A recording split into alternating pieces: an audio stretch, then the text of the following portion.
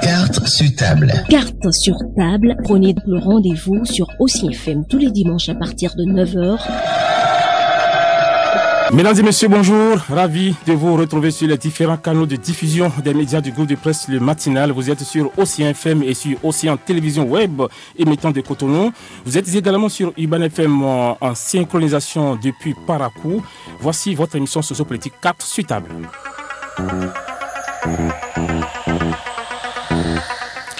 La place et le rôle qu'occupent les jeunes dans les partis politiques au Bénin sont des sujets qui préoccupent plus d'un. Ils sont le plus souvent la proie facile des hommes politiques qui les utilisent comme leur bouclier pendant les campagnes électorales. Mais rien ne sera plus comme avant, puisque plusieurs jeunes présidents de mouvements de partis politiques ont décidé donc de sortir leur nez de la fenêtre. C'est le cas de l'invité donc de cette émission, M. Issa Christian Monsia, ancien allié du candidat Sébastien Adjavon. Il vient donc de franchir le Rubicon pour se retrouver dans le giron de la mouvance présidentielle. Président du mouvement Solidarité Emploi Liberté, il est également, depuis quelques mois, donc le président de la jeunesse du parti AND, Alliance nationale pour la démocratie et le développement, du ministre Balambé Damien, pas Damien, mais plutôt Balambé Zinsou Dassili. Voilà. Monsieur Christian Monsia, bonjour. Bonjour, cher ami. Avec vous, nous allons donc mieux comprendre ce revirement spectaculaire. Vous allez également opiner sur quelques sujets d'actualité nationale. Et puis à partir de 10h, vous aurez la possibilité d'intervenir dans cette émission. Mesdames et messieurs, eh bien, je rappelle les deux numéros, le 65 00 24 24, le 61 53 40 53. Nous sommes dimanche 4 février, c'est le 5e numéro de l'année 2018. Merci de votre fidélité et bienvenue à vous tous. D'abord, je vous dis bonjour et merci donc d'avoir accepté notre invitation. Bonjour. Voilà. Alors, je l'ai dit tantôt, donc vous êtes le président du mouvement Solidarité Emploi Liberté. Comment se porte d'abord votre mouvement et sur l'échiquier politique national? Je vous remercie, monsieur le journaliste. Et également, je remercie le bon Dieu qui nous a tous réveillés ce matin.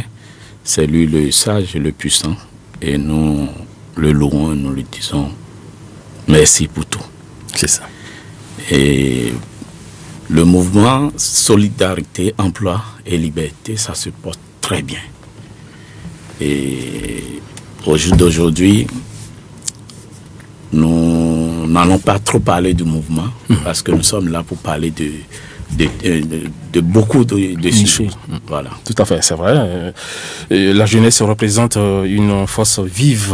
Elle est riche des aspirations propres à ce moment de l'existence. Mais aujourd'hui, vous le savez mieux que moi, M. Monsia, les conditions de vie précaire gâche ce potentiel et cette énergie. Alors quand je vois un peu la définition, vous l'avez dit, mais je préfère donc revenir sur ça, la définition de votre mouvement, qu'est-ce que vous avez déjà fait dans le domaine de l'emploi, très rapidement? Ok. Bon, d'abord le mouvement, CEL a été créé en France, précisément à Nantes. C'est suite aux difficultés que les jeunes rencontrent en France quand nous quittons le Bénin, l'Afrique. Et nous allons en France ou bien dans d'autres pays pour aller se chercher.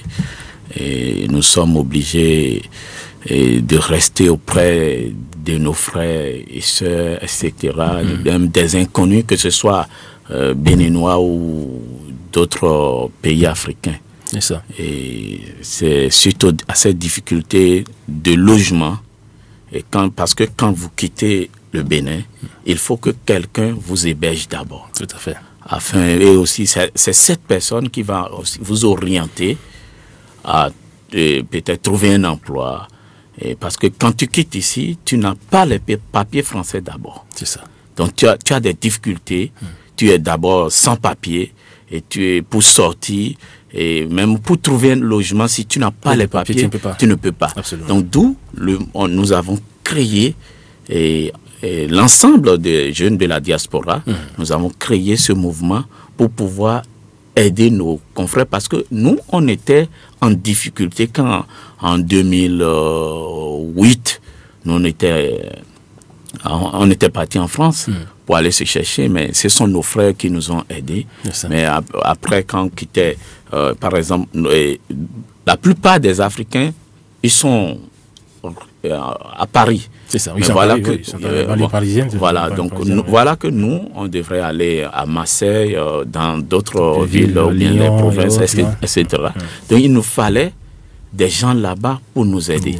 Donc on a créé ce mouvement pour mettre tous les Béninois qui sont dans les provinces, que ce soit Marseille, Nantes, etc. Est-ce que le mouvement est bien connu en France? Si, c'est bien connu parce que c'est un mouvement... Ça a été créé quand? Oui, ça a été créé en 2012. 2012. Oui. Donc, c'est un mouvement connu, très connu au niveau de la diaspora. C'est un mouvement dans lequel Aziz Adiapé, le président de la diaspora, se trouve. C'est ça. Donc, nous sommes là pour... Si vous descendez, aujourd'hui en France...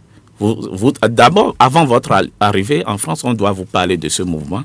Vous devrez nous appeler et c'est à nous de vous orienter, de vous aider à trouver un logement. Parce que peut-être que vous n'êtes pas venu vous chercher, mais vous êtes venu pour les études.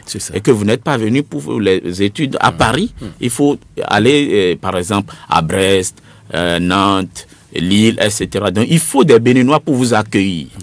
Donc, raison pour laquelle ce mouvement, ce n'est pas seulement que pour les Béninois, c'est pour les Africains. Voilà. Parce que dans le mouvement, nous avons des Guinéens, nous avons des Ivoiriens, des Camerounais, des Congolais, et des Gabonais, etc. Et des Nigérians, des Ghanéens. C'est ça. Voilà. Mais à partir d'ici, est-ce qu'il y a des gens qui peuvent vous contacter pour avoir le visa? Parce que bien sûr, difficulté pour avoir les visas. Hein, pour avoir les visas. Parce que les gens pensent que c'est facile, mais voilà. Aujourd'hui, la France, depuis comme il y a 10 ans, 20 ans, hein, oui. C'est très difficile aujourd'hui. Oui, c'est très difficile de trouver les visas aujourd'hui, mais si vous suivez la procédure, par exemple, vous allez vous chercher en France, vous n'allez pas dire au consulat que vous allez vous chercher. C'est ça. Ils ne vont pas vous donner. Tout à fait, absolument. Merci beaucoup. Alors, vous êtes donc également le président de la jeunesse du parti AND, du ministre Barnabé Dassigli. Oui. Il y a moins de 2 ans, vous étiez quand même derrière un autre candidat, Sébastien Adjavon, lors de la présidentielle de 2016. Alors, qu'est-ce qui s'est passé réellement, dites-le. Bon, vous savez quoi, le mouvement CEL n'est pas un mouvement composé que de Christian Moncia. C'est ça. C'est un mouvement de jeunes. Donc nous sommes nombreux. Donc c'est l'ensemble du mouvement qui avait décidé en 2016 lors des élections pour soutenir un candidat. Un candidat dont Sébastien Adjavon. Voilà, donc, en fait, ce n'est pas une décision personnelle. C'est l'ensemble de la jeunesse. Donc, on avait décidé d'aller avec Sébastien Adjavon. Pourquoi? Parce que c'est quand même l'un des hommes d'affaires qui ont quand même réussi. Par exemple, si je prends lui et le président Patrice Talon, voilà ce sont des exemples des hommes d'affaires qui ont réussi localement. Voilà, ils n'ont pas quitté le Bénin avant de réussir. Donc ça prouve que nous pouvons rester chez nous et devenir puissants, riches, etc. Donc voilà que le monsieur également à travers sa fondation et qui aide beaucoup la population en construisant des écoles, des hôpitaux, etc. Donc nous on avait, il s'agit de la solidarité, donc on avait donc c'était la majorité qui avait décidé donc de soutenir le président Sébastien Adjavon. C'était pas Moncia seul. Non, ce n'était pas Moncia seul. Voilà. Alors, on se demande s'il ne s'agit pas là de la fin donc d'une lune de miel entre vous et le président Sébastien Adjavon depuis quelques temps, puisque on voit derrière la rupture. Qu'est-ce qui se passe? Dites-le nous. Est-ce que vous êtes toujours ensemble avec le président Adjavon? Voilà. En fait, il faut savoir qu'un jeune n'est pas fait pour l'opposition. C'est ça. Non. Moi, je suis le président d'un mouvement uniquement que pour la jeunesse. Nous sommes nombreux.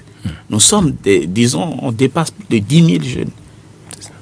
Vous imaginez que moi, je reste avec Sébastien Adjavon, qui n'est pas président de la République. Et au début, on avait quand même œuvrer tous pour conquérir le pouvoir d'État.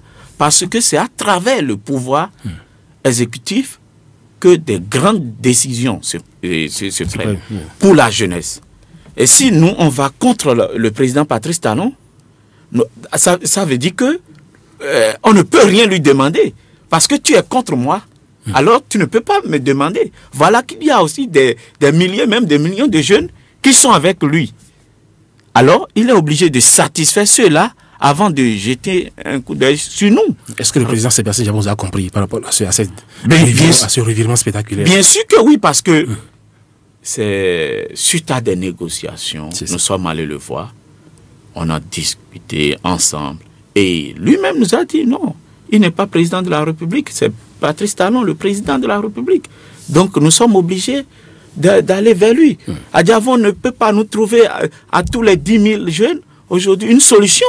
Mais à travers le pouvoir exécutif, le président Patrice Talon, il peut quand même nous trouver des solutions. C'est ça. Voilà, donc Sébastien Adjavon n'est pas... On a fini les élections, vous savez. Oui. Les élections, c'est terminé. Il s'agit maintenant de la gouvernance. Chacun se cherche maintenant. Non, il s'agit de la gouvernance. C'est ça. Et seul le président Patrice Talon peut favoriser aux hommes d'affaires d'embaucher beaucoup de jeunes. Seul le président de la République également qui peut créer beaucoup d'emplois à travers les fonctions publiques ou d'autres secteurs privés. Mais donc, il y a quelques mois, vous avez invité le peuple béninois à multiplier donc, les actions en vue d'une réconciliation de Patrice Talon et de Sébastien Djabon, mais rien n'a bougé. Vous êtes déçu aujourd'hui, M. Mossia? Non, vous savez quoi, le souhait de tout le peuple béninois, c'est la réconciliation des deux hommes. Aucun fils du pays ne veut voir ses frères divisés. Vous voyez, donc, nous, notre démarche, c'est d'œuvrer pour que les deux puissent s'entendre, parce que nous avons que les deux, ce sont les deux grands hommes d'affaires du pays. Et les deux sont les meilleurs, encore les plus grands créateurs d'emplois au Bénin, ça fait un. En plus, c'est eux qui payent plus d'impôts au Bénin. Donc, pour cette raison, nous sommes obligés d'œuvrer pour que les deux puissent s'entendre. Puisque si les deux s'entendent, c'est fini. Les politiciens qui sont là uniquement que pour intoxiquer, pour diviser les deux, pour régner, parce que si Adjavon ne s'entend pas avec Talon, il y aura une équipe qui ira vers Adjavon pour dire non, faisons ci, et il faut lui donner des coups bas. Talon, il faut donner des coups bas à ton frère Adjavon. Donc nous ne sommes pas dans ça. Vous pensez que plusieurs politiciens ont profité donc de cette crise-là pour voilà. Et ils vont demander à Adjavon, il faut nous financer, nous serons tes députés à l'Assemblée, on va te soutenir. Non, ce n'est pas le moment. Et ce n'est même pas bon pour le peuple béninois. On a vu dernièrement les problèmes de l'homme d'affaires Patrice Talon avec le président en place. Mais beaucoup ont perdu leur emploi à l'époque. Beaucoup avaient des soucis. Donc, quand les deux grands se battent là, sachez que seul le peuple souffrira. C'est ça. Alors, face à ce climat délétère qui règne donc entre les deux hommes, est-ce qu'il y a une chance de voir un jour les deux personnalités se renouer un peu donc, le contact, pourquoi pas pour le bien du peuple? Est-ce que vous y croyez, contrairement avec ce qui se passe actuellement? Est-ce que c'est possible? Bien sûr que oui. Et en politique, il n'y a pas d'éternel ennemi. Donc, je crois que quand l'heure sonnera, je pense que les deux vont se retrouver et parler. La preuve, quand on prend le cas de Candide Azanaï, qui, excusez-moi, mais qui disait à l'époque que c'est Adjavon qui a mis son employé dans la chambre froide, dans un congélateur, et que Adjavon est le plan B de Yahi, etc. lors de cette campagne. Aujourd'hui, on voit Adjavon avec Candide Azanaï aujourd'hui. Donc, raison pour laquelle c'est la politique. C'est la politique. Il n'y a pas d'éternel ennemi. C'est ça. Donc, si Candide Azanaï va vers Adjavon aujourd'hui, Adjavon les deux prennent de l'avion ensemble et ils discutent aujourd'hui. Ah, mais c'est normal que il faut vous espérer revoir Adjavon avec le président Talon un jour. Bien sûr que oui. Oui, mais depuis le 26 janvier dernier, les trois sociétés du président Sébastien Adjavon ont reçu quand même une confirmation des redressements fiscaux mis à leur charge. En 2017, 155 milliards de francs CFA, c'est la somme infligée par le fisc. Alors, les ennuis continuent donc pour le président. Donc, la réconciliation, c'est pas pour demain. Vous savez quoi? Il y a un problème de personnes physiques d'Adjavon avec Talon. C'est ça. Mais, en ce qui concerne les redressements fiscaux, au jour d'aujourd'hui, c'est le Trésor public qui est en train de faire son travail. Ce n'est pas la personne de Patrice Talon. C'est le Trésor public, les impôts, qui sont en train d'agir pour le redressement fiscal. Ni toi ni moi, on ne peut pas rester ici aujourd'hui et dire que ce que le Trésor public est en train de faire est anormal. Non. Parce que Adjavon est connu de tous au jour d'aujourd'hui. C'est pour cela qu'on parle de ce sujet. Mais on parle d'Adjavon. Il y a d'autres hommes d'affaires qui reçoivent également des redressements fiscaux. Mais on n'en parle pas. Parce que c'est Adjavon. C'est pour cela qu'il y a des polémiques autour. Mais sachez que tout ce que moi je peux demander au Trésor public, c'est de faire leur travail avec modération. Parce que Sébastien Adjavon, c'est l'un des grands payeurs aussi d'impôts au Bénin. Et si il reçoit trop d'impôts, de redressement, etc., ça peut le décourager à fermer beaucoup de ces sociétés et supprimer beaucoup d'emplois. Et c'est le peuple béninois qui va en souffrir. Bien sûr que oui. Puisqu'on parle quand même de défauts de présentation, de livres comptables, défauts de représentation des factures de vente, existence de magasins fictifs, évasion fiscale. Vous êtes un opérateur économique comme lui. Bien sûr que oui. Alors, dans ce cas, que faut-il faire? Vous l'avez dit, peut-être demander au Trésor public donc, de modérer, c'est-à-dire de revoir un peu la stratégie peut-être de remboursement. En fait, un opérateur économique est d'abord un client du Trésor public. C'est ça. Donc, il faut y aller sur la table des négociations. Et de revoir, ça se passe un peu partout dans le monde, de revoir pour voir est-ce que c'est Adjavon qui est en erreur. Parce qu'il ne faut pas voir seulement que c'est la politique qui est derrière ça. Mais il faut voir que le fisc doit faire son travail. Donc, il faut laisser le fisc, mais en son temps, Adjavon aussi va se justifier. Il y a comment on appelle, la justice béninoise qui est là pour faire aussi son travail.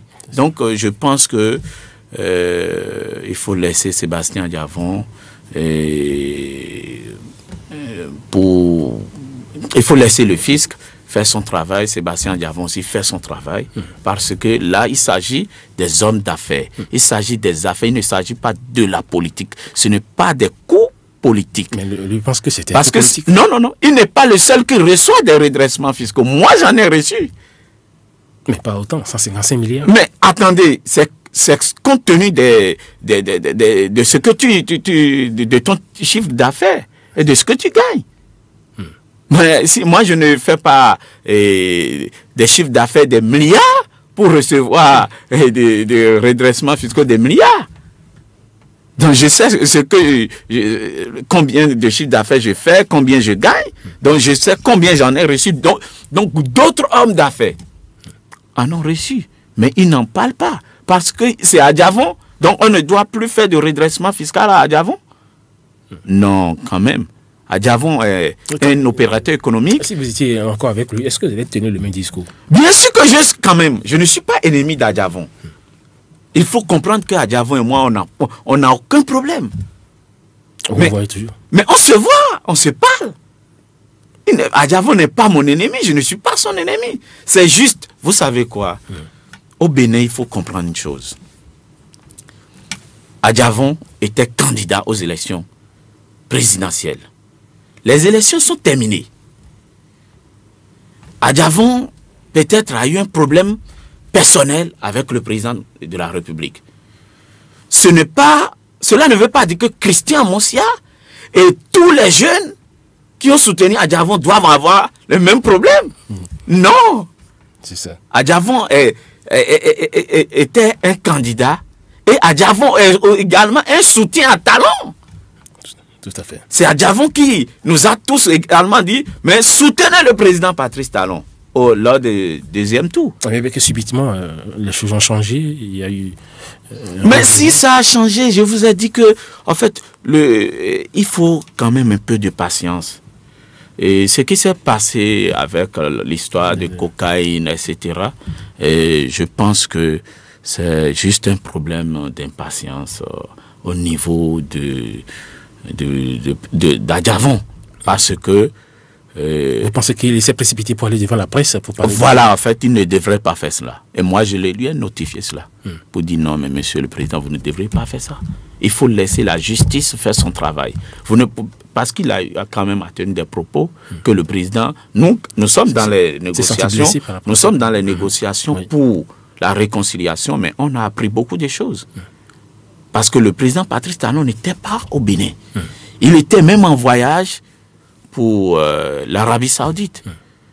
Donc, comment il peut donner des instructions? Voilà. Je pense qu'il fallait prendre le temps et quand même d'observer, de voir, mais qu'est-ce qui se passe. La preuve au jour d'aujourd'hui, vous voyez, les ennemis des deux hier sont aujourd'hui amis à Adjavon aujourd'hui. Vous parlez de qui? Bon, avec le temps, vous saurez. D'accord. Alors, monsieur Monsia, qu'est-ce qui vous a poussé concrètement à adhérer à l'AND? Puisqu'il y a quand même plusieurs partis politiques. Voilà. D'abord, comme on vient de parler d'Adjavon, Adjavon n'a pas encore un parti politique. Ouais. Moi, j'ai une ambition aussi. Mon ambition, c'est d'aller aux élections législatives. Et je dois quand même appartenir à une famille politique. C'est ça. Et respecter les consignes de cette famille politique. Et d'où j'ai fait quand même mes analyses. L'AND quand même, nous, en tout cas c'est l'ensemble du mouvement. Nous sommes rentrés d'abord dans le parti l'UFCD. Et je suis le vice-président de l'UFCD. Et c'est l'UFCD qui est parti membre en alliance avec l'AND. Voilà. C'est ça. Alors, le troisième congrès extraordinaire de votre parti politique s'est déroulé le mois d'octobre dernier. Oui. Et puis le thème retenu était l'AND à l'heure des grands rassemblements. Alors on parle beaucoup plus ces derniers jours de la réforme du système partisan. Alors est-ce que l'AND est prête aujourd'hui donc à aller vers cette réforme-là?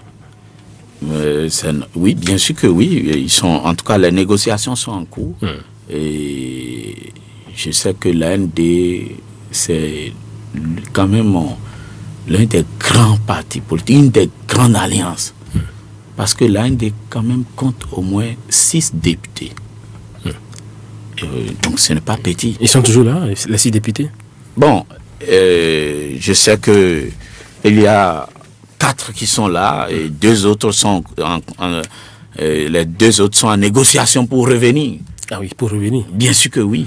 Parce qu'avant le congrès de l'AND, comme il y a cette lettre ouverte adressée au président du parti, et Barnabé Zissouda Sigli, le signataire Boniface Chrysostome, qui parlait bien sûr d'une absence totale, bien sûr, de concertation des partis politiques et surtout du mauvais positionnement des cases de l'Alliance au niveau donc de certaines structures donc, du pays. Vous savez quoi, dans une famille politique, il y a toujours quand même...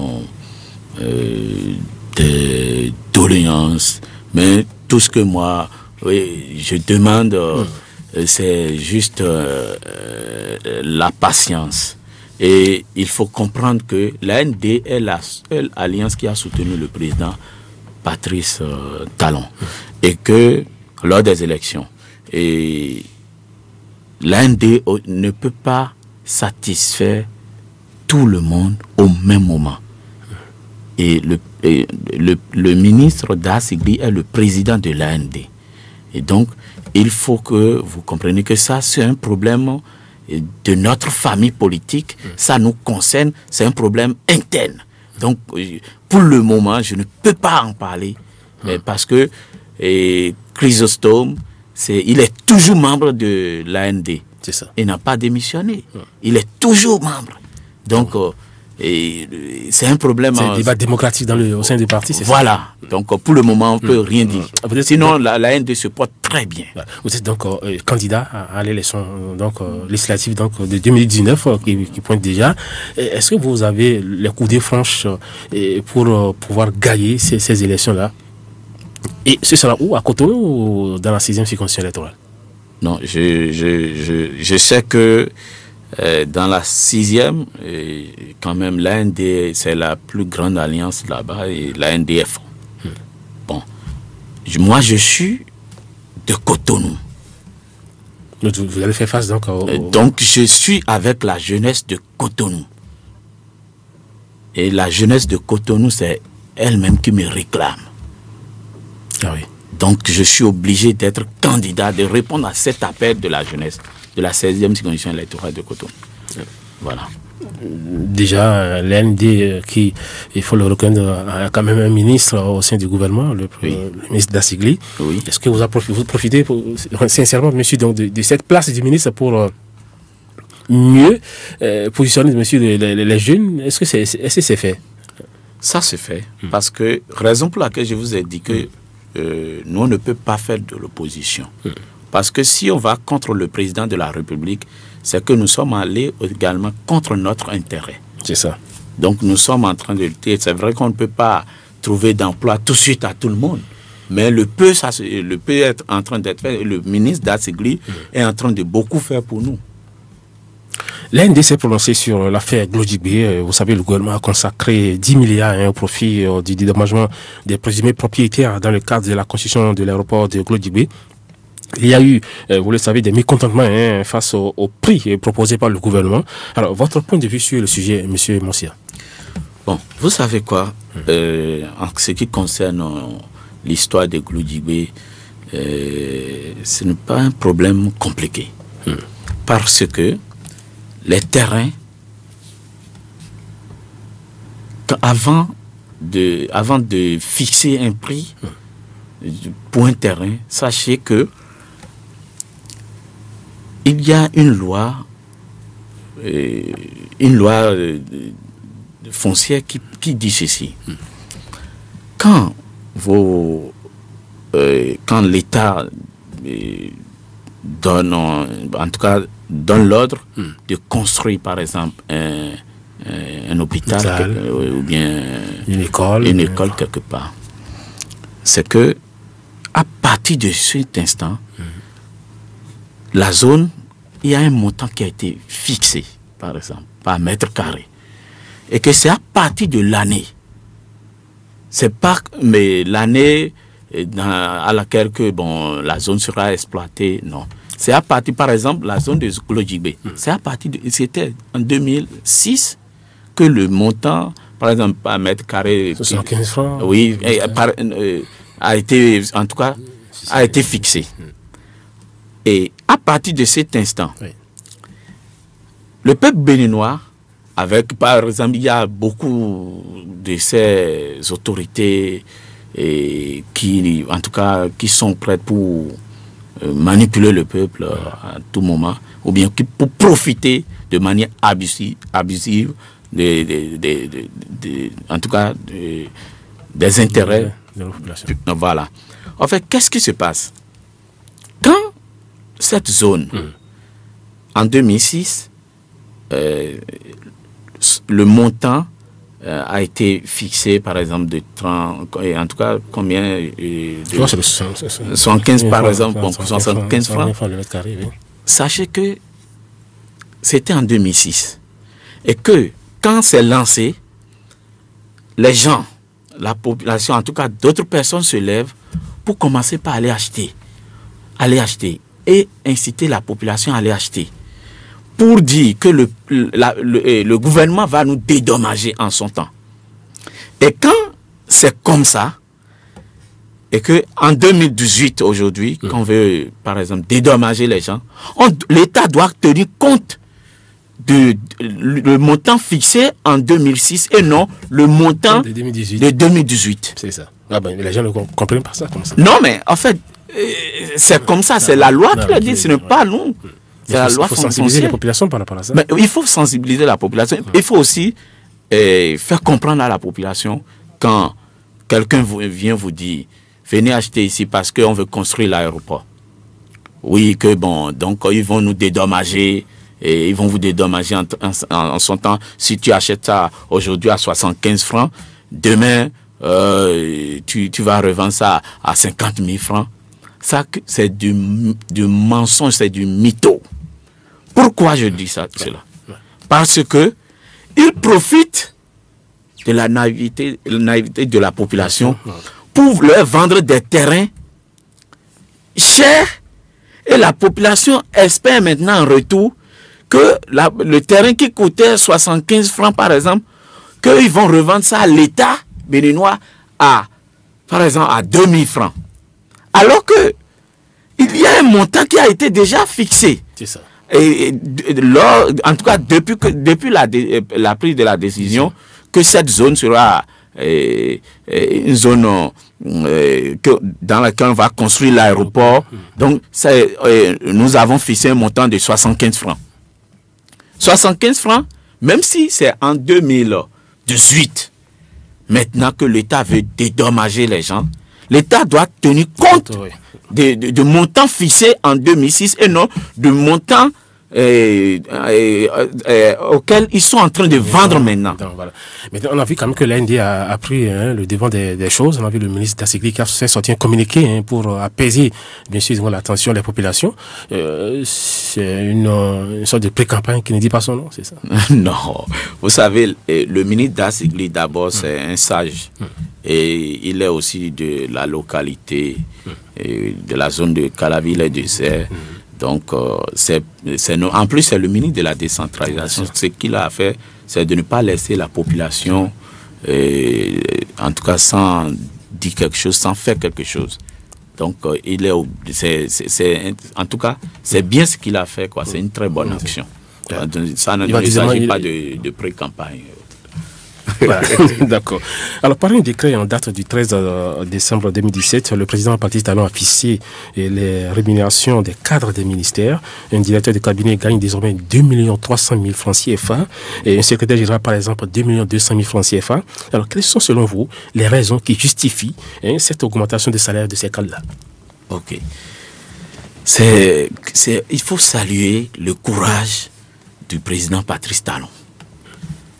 Depuis son avènement au pouvoir, je le vois un homme très courageux. Et comme je l'entendais à l'époque, on disait compétiteur né, c'est vraiment un compétiteur né. Parce que il fait d'abord ses enquêtes avant d'agir.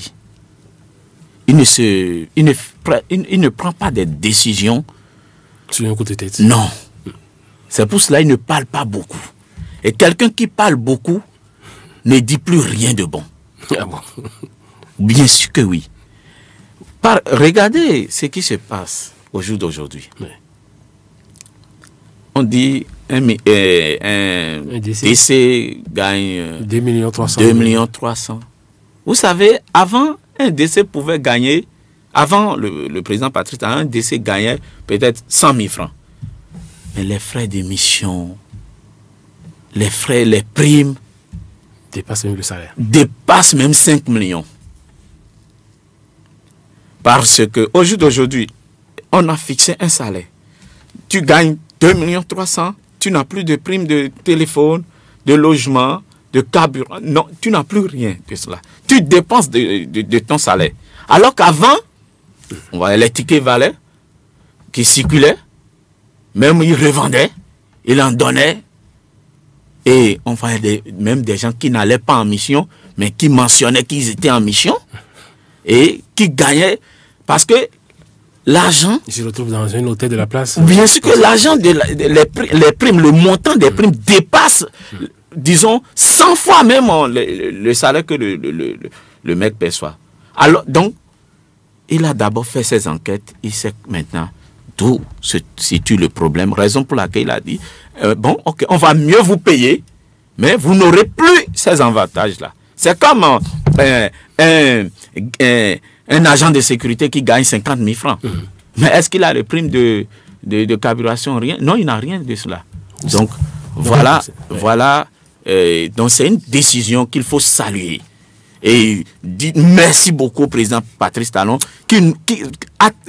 C'est à cause de lui. C'est à travers lui aujourd'hui, on voit combien un décès gagne. Mais un décès qui gagne moins qu'un préfet, ça sort de l'ordinaire. Bon, vous savez quoi? Un décès qui gagne plus qu'un préfet. Moins qu'un préfet, hein, parce que le préfet. Moins qu'un préfet. Parce que le préfet est à 5 millions en fait, aujourd'hui. le préfet est comme un mini-président. Il est dans un département. Donc, il a beaucoup de charges, il a beaucoup de choses à gérer. Le décès est là pour travailler avec le ministre. Et alors que le préfet, lui, il est là pour également satisfaire la population. Vous savez, ce sont les préfets qui signent nos cartes d'identité. Donc, les préfets sont là pour beaucoup de travail. Ce n'est pas parce que les préfets sont sous le ministre que le préfet ne travaille pas. Le préfet a beaucoup de choses qu'il gère. Les ministres qui sont à 8 millions, d'autres qui sont à 16 millions, la disparité. Bien, vous savez quoi? Si vous ne payez pas bien un ministre, vous ne pourrez pas aussi l'accuser. Au jour d'aujourd'hui, c'est bien de connaître les salaires de ces ministres. Parce qu'un ministre qui gagne 8 millions, vous savez que il ne peut pas se lever pour aller construire des châteaux de 2 milliards. Des gens ont fait ça dans ce pays, selon vous? Bah, en tout cas, bien sûr que oui, mais on n'en parle pas pour le moment. Mais bien sûr que oui. Parce que un ministre qui gagne 8 millions, il va dépenser du temps. Et celui qui gagne 8 millions, on sait que il ne peut pas se lever aujourd'hui pour aller construire une maison ou acheter une villa de 500 millions d'un coup. Le président pourra, ou bien le gouvernement pourra maintenant lancer des enquêtes pour dire, mais tu gagnes ce montant et comment se fait, comment tu as pu, est-ce que c'est pas quel... Chimie, tu as retrouvé donc à 500 millions pour construire. Voilà, donc le président Talon c'est comme de piège, quoi. C'est-à-dire que tu gagnes 8 millions, tu ne peux pas faire quelque chose de 20 millions en un mois. Non. Mais ça veut dire qu'il n'y aura pas la corruption. Ah non, mais c'est pour supprimer la corruption. C'est pour bannir. Vous pensez qu'on peut supprimer la corruption dans ce pays? Mais c'est déjà en train d'être supprimé, monsieur le journaliste. Vous ne voyez pas qu'un préfet et les DC, etc., qui gagnent 2 300 000, il n'y a plus de primes, tout ça. On connaît son salaire. Le ministre qui gagne 8 millions, on connaît son salaire. Il ne peut pas se lever maintenant pour aller acheter ou bien construire des maisons qui dépassent ces valeurs-là. Mais s'il l'achète, on va demander, mais comment il a pu se dire, c'est une banque qui lui a octroyé un crédit, on saura. Mais comment la banque a pu quand même octroyer un crédit à un ministre qui veut faire peut-être 5 ans dans le gouvernement et qu'il va gagner 8 millions fois 12 et fois 5. Et donc, vous imaginez, on va lui poser des questions. Raison pour laquelle, désormais, nos ministres, ils gagnent bien, on connaît leur salaire aujourd'hui, mais ils ne peuvent plus vivre au-dessus de leur salaire. Voilà. Alors, parlons bien sûr d'un ancien ministre, par exemple. Je vais parler bien sûr de la sortie, de la dernière sortie du ministre Candide Azanahi. Vous savez, le président du parti Restaurer l'Espoir a déversé sa bile sur le régime du nouveau départ. Il a parlé d'une gouvernance qui terrorise les populations, qui aggrave la paupérisation et qui affame le peuple. Alors, vous êtes de son avis, M. Monsia? Vous savez quoi, je vais vous dire, il y a un adage en fond qui dit ceci.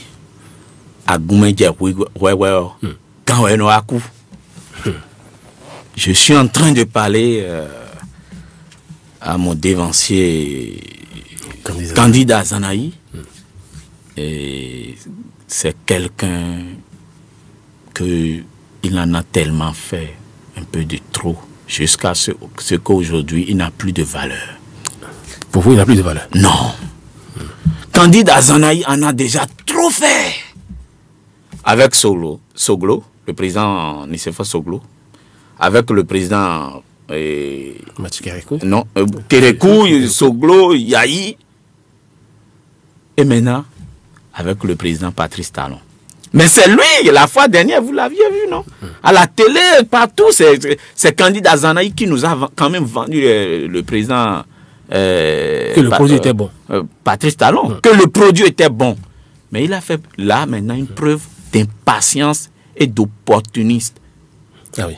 Oui. Surtout si lui... Ne parlons plus d'Azanaï. Politiquement, Azanaï ne peut plus parler aujourd'hui et le peuple va suivre. Parce que quand on devient sage, quand on devient âgé, il faut être sage. Azanaï doit comprendre que cette démission, déjà je vois quand dans ses propos, il regrette déjà. Oui, parce qu'il a fait une démission précoce. C'est quelqu'un qui n'a pas du tout analysé, n'a pas été patient. Ou peut-être il a vu peut-être quelqu'un qui veut le financer, donc qui veut lui donner de l'argent, il se jette en même temps dans l'opposition. Voilà que le peuple est mûr désormais, le peuple n'est plus là pour suivre Azanaï. Mais quel est le véritable problème de M. Candide Azanaï selon vous? Bon, je pense que Azanaï a un problème d'impatience. C'est l'impatience, hein? Parce que s'il cultive la patience, je pense que ça devrait aller.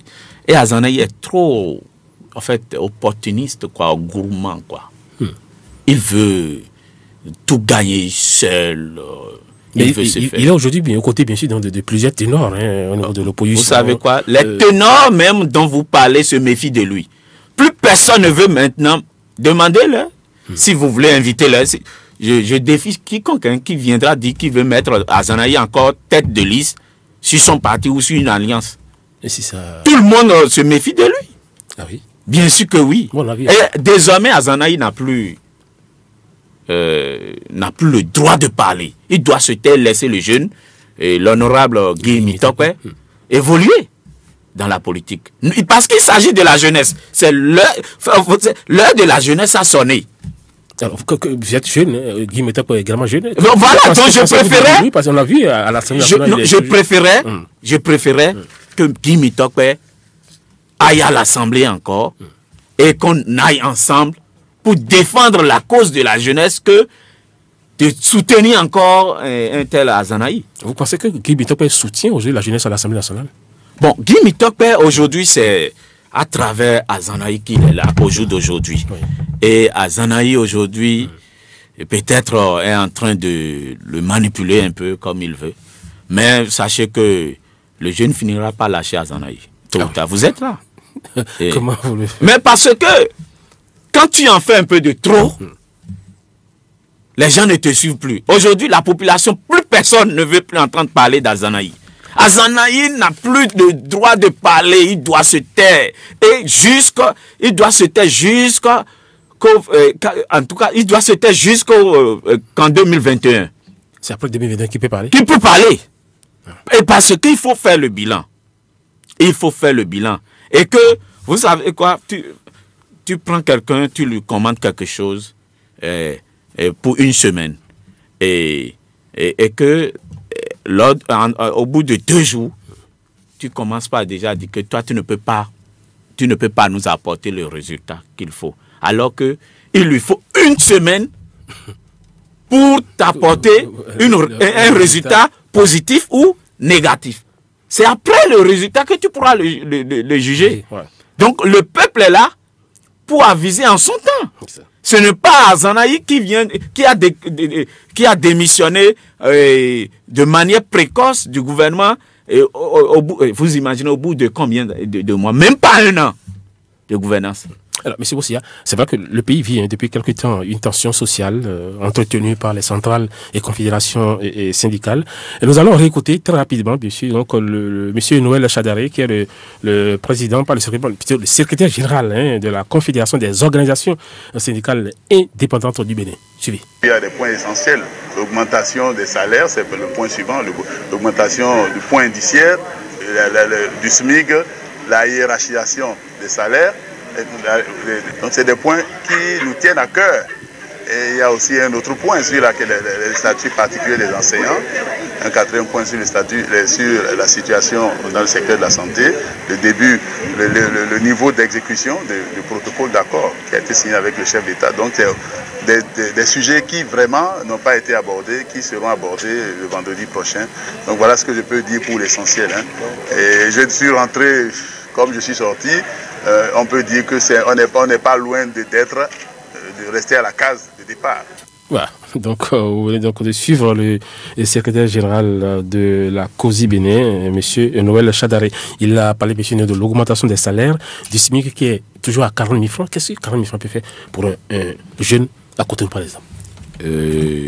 Étant un leader de la jeunesse, surtout combattant pour le chômage, de l'emploi et tout, je pense qu'il faut inviter le gouvernement à revoir cela. Parce que moi, je ne peux pas, au jour d'aujourd'hui, je ne peux pas vivre avec 40 000 francs. Même parce que, en tout cas, sur ce point... Votre train de vie ne vous permet pas aujourd'hui. Non. Par contre, il y en a d'autres. Mais bien sûr que oui, mais c'est avec des études... et que vous voyez le président Patrice Talon, il vient d'arriver. Ça fait même pas encore 2 ans et il ne peut pas satisfaire tout le monde au même moment et que cette histoire mais de au même moment qu'on est d'arranger un peu les salaires des cadres. Oui, écoutez, ce sont les cadres, eux, qui veulent faire le travail du bas peuple. Et que si on ne gère pas bien la tête, si la tête est pourrie, c'est fini. Tout le corps sera pourri. Mais 40 000 francs à Cotonou. 40 000 francs, ce n'est pas un bon salaire, je viens de le dire. Ouais. Que j'invite le président et son gouvernement à revoir cela. Et si on peut faire un effort pour augmenter, parce que pourquoi je dis cela? Ce n'est pas seulement au niveau de la fonction publique que ce problème se pose. C'est au niveau même du secteur privé. Raison pour laquelle il y a beaucoup d'entreprises privées que les gens travaillent plus que 40 000 francs, mais ils tiennent juste compte du SMIC pour mettre, pour payer les SMIC, pour dire, bon, 40 000 francs ou 50 000 francs. Donc, j'invite le gouvernement, s'il faut même, en tout cas, faire sortir un décret pour cela et augmenter même jusqu'à 60 000 francs au moins, je peux quand même être satisfait de cela. Merci beaucoup pour ça. Voilà. Et nous allons continuer cette émission parce que dans quelques instants, nous allons donc ouvrir l'antenne aux amis auditeurs qui nous suivent en ce moment. Alors, je voulais juste vous poser une question, c'est-à-dire le conseil à la Cour constitutionnelle a démissionné. Il s'agit, monsieur, de maître Simplice Dato. Y a-t-il malaise aujourd'hui à la Cour constitutionnelle selon vous? Bon, vous savez quoi, sur cette question, je n'aimerais pas trop parler parce que il faut laisser le temps pour que le temps à M. Dato lui-même de se prononcer. Parce qu'on ne sait pas jusqu'au jour d'aujourd'hui tout ce qui s'est passé. C'est ça. Donc, si soit il se prononce ou bien le président Wolo est là pour se prononcer. Donc, en tout cas, nous sommes patients de savoir ce qui s'est réellement passé. Voilà. Tout à fait. Merci beaucoup. Parlons du programme d'action du gouvernement, le PAG. Pensez-vous que cela continue de séduire les populations, le PAG? Bon, vous savez quoi, le PAG... c'est déjà en marche, mais de manière timide. Et les grands projets du PAG, c'est en 2018 que c'est en train d'être mis sur pied. Mais voilà le cas de l'aéroport de Glodjibé. Voilà l'un des projets, des grands projets du PAG. Ça. Il y a beaucoup de routes qui sont en cours, qui sont en train d'être construites, mais on ne voit pas parce que le gouvernement ne communique pas trop sur ce qu'ils font. C'est ça le problème. Et le président Patrice Talon n'est pas un président qui veut aller sur le terrain tout le temps pour aller parler de ce qu'il fait. Mais à la fin, je sais que le peuple avisera. Les résultats seront là. S'il a bien fait ou pas, on saura. Mais parce que pour bien faire dans un pays, vous savez quoi, on peut blesser beaucoup. Mais à la fin, beaucoup seront satisfaits du résultat. C'est ça. Merci. Vous avez également demandé aux Béninois, M. Mossia, donc, de se faire enrôler pour le RAVIP, le recensement administratif à vocation d'identification de la population. Et si on doit faire le point aujourd'hui, qu'est-ce que vous allez dire aux auditeurs? Non, j'invite tous les Béninois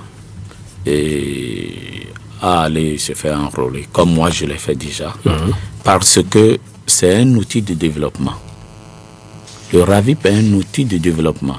J'ai eu la chance de voyager un peu, de vivre également en France, et que par exemple, si vous prenez la carte vitale française, c'est avec la carte vitale tu peux tout faire. Mais sans la carte vitale, tu ne peux rien faire en France. Si tu tombes malade, tu ne peux même pas aller te faire soigner. Si tu vas même dans une banque pour travailler, on te demande ta carte vitale. C'est un numéro à vie quand même. C'est ça, c'est un numéro à vie. Je l'ai, moi. Mais pour la France. Donc, le RAVIP, c'est pareil. C'est un numéro à vie. Et que si tu l'as, c'est fini. Mais si tu ne l'as pas, si ça finit, ça veut dire que toi, tu es du côté. Hein, donc, il faut inviter quand même. Et j'invite la population béninoise à aller se faire enrôler. Également, il faut que, au niveau de la diaspora, parce que je suis un membre de la diaspora, et que le gouvernement pense à aussi, en tout cas, faire enrôler nos frères et sœurs qui sont dans les autres pays, comme la France, Canada, un peu partout dans le monde, au niveau des ambassades ou des consulats, que le gouvernement pense à ses frères et sœurs qui sont là-bas. Voilà. Et 2 ou 3 questions avant donc d'ouvrir l'antenne. Le front du socio-patriotique FSP et l'Alliance FCBE disent que le pays est mal gouverné. Est-ce que vous êtes d'accord avec lui, avec eux, pardon? Bon, au jour d'aujourd'hui, personne ne peut juger le président Patrice Talon et son gouvernement qui sont en train de mal gouverner le pays. Il faut attendre, il faut être patient. Je les invite à la patience jusqu'en 2021. Là, tout le monde pourra dire, oui, le président Patrice Talon nous avait promis ceci, mais il n'a pas fait. Mais il a demandé de serrer la ceinture pour 2 ans seulement. Mais la preuve, si tu ne mets pas de rigueur, si tu as ta société et que tu ne mets pas de rigueur dans ta société, tu vas dilapider, en tout cas, tu vas tuer l'entreprise. Et le président Patrice Talon, c'est ce qu'il est. Parce que la personne a réussi dans les affaires au Bénin. Et il connaît comment les Béninois fonctionnent. Il a eu à diriger déjà des milliers de Béninois. Il sait comment il faut pour notre pays. Parce que notre pays n'a pas de l'or. Nous n'avons pas de pétrole. Nous n'avons pas de diamant. Donc, c'est seulement par le travail qu'il faut y arriver. Et pour ce travail, il faut quand même serrer de la ceinture. Même si vous avez votre famille au jour d'aujourd'hui et que vous gagnez 100 000 francs et que vous ne faites pas attention, alors votre femme ou vos enfants vous demanderont de compte.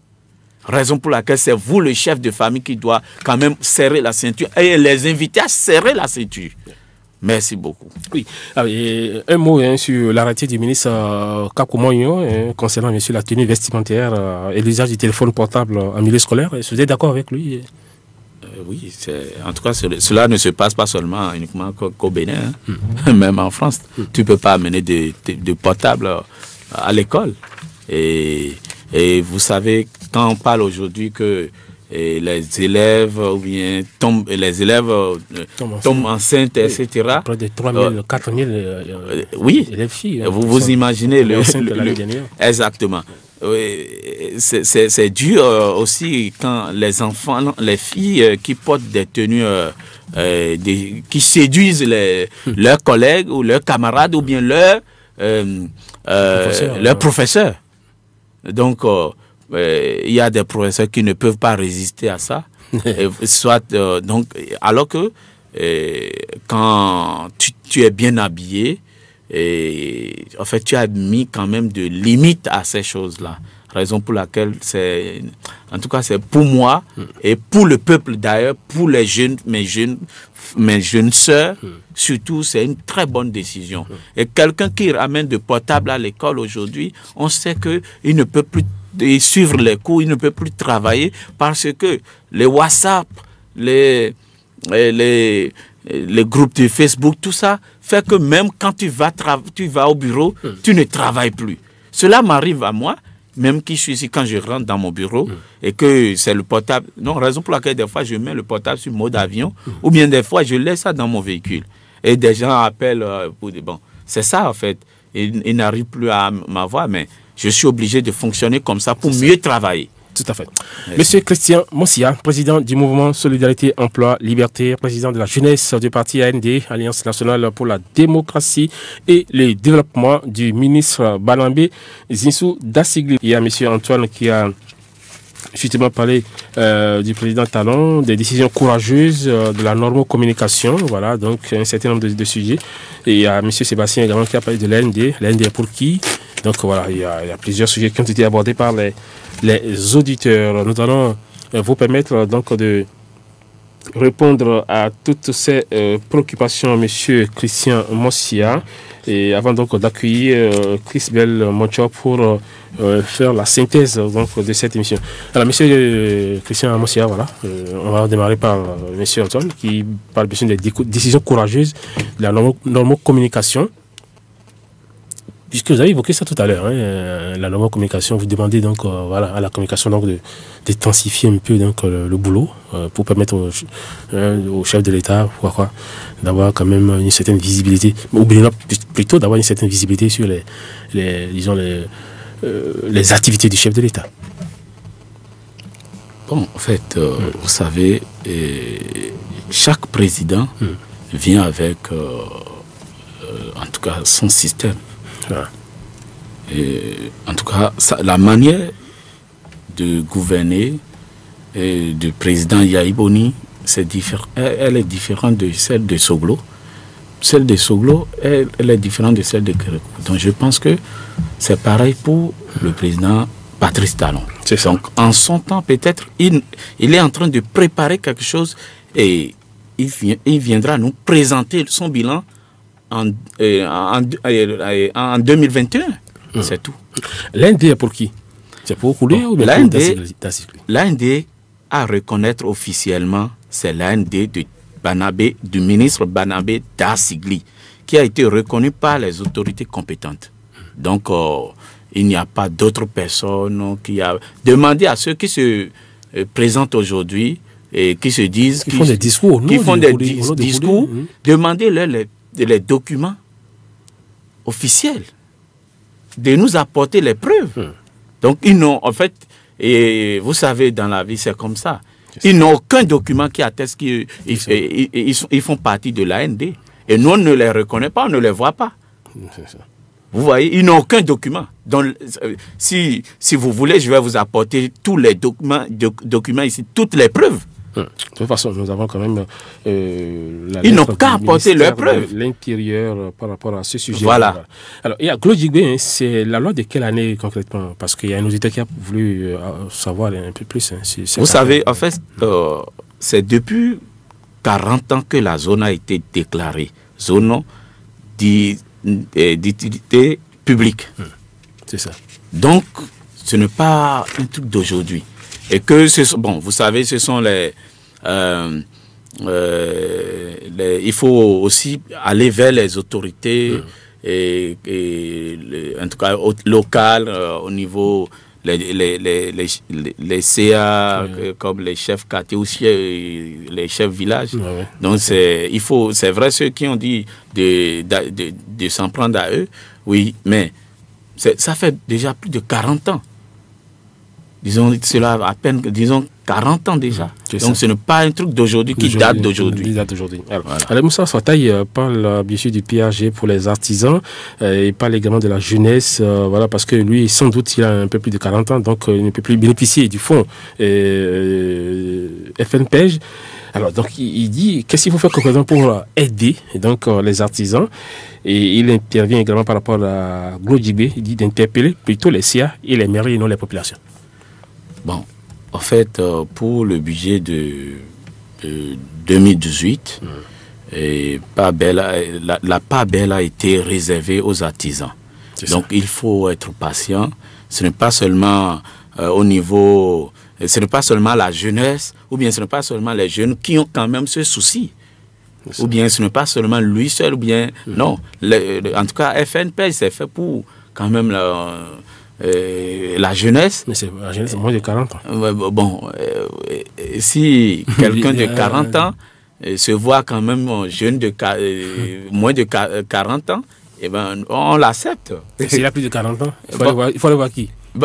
En tout cas, peut-être qu'il a 49 ans ou il a 50 ans ou 60 ans. Voilà. Mais c'est pour les jeunes de moins de 40 ans. Je crois qu'il va prendre contact avec vous après l'émission pour voir dans quelle mesure vous allez donc l'aider. Alors, monsieur Landry parle bien sûr de l'ND, je crois qu'on l'a évoqué tout à l'heure. Alors, quelle est la situation financière de Adjavon actuellement? C'est une question. Bon, vous savez quoi? Je ne suis pas à Adjavon pour vous dire que ce qu'il a dans sa poche. Je ne connais pas quand même. Il est toujours riche. Il est toujours riche. Il est toujours milliardaire. Bien sûr que oui, quand même. Il n'y a pas de souci. Donc il a voulu. Voilà, je ne dors pas dans la poche d'Adjavon. Vous n'avez pas les comptes bancaires, des crédits, bien sûr, de M. Adjavon, tout à fait. Alors, M. Sylvain Soloulade dit il vaut mieux condamner les autorités par rapport à Glodjibé. On a tellement revenu sur ça. L'AND a arraché un CA à Avrancourt. Est-ce que c'est vrai? Bon, en fait, l'AND n'arrache personne à qui que ce soit. Ce sont les gens qui adhèrent, qui viennent vers nous.